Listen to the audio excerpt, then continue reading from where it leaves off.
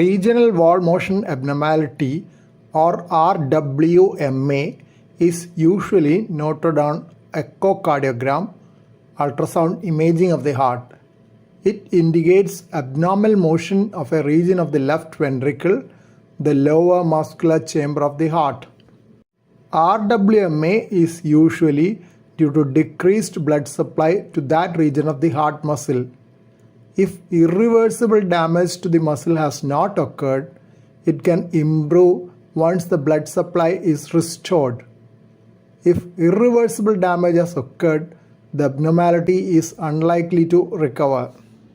Methods of improving blood supply include clot dissolving medications in the immediate phase after occlusion of the vessel by a blood clot, removal of blocks by angioplasty, or bypassing the blocks by coronary artery bypass graft surgery.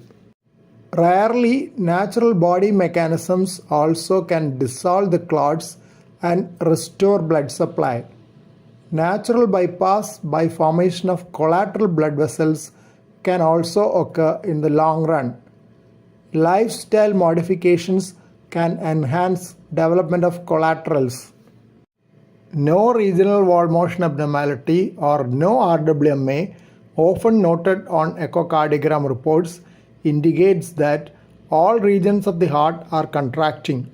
Please don't forget to subscribe to this channel for future updates and click on the bell icon for all updates. Thank you.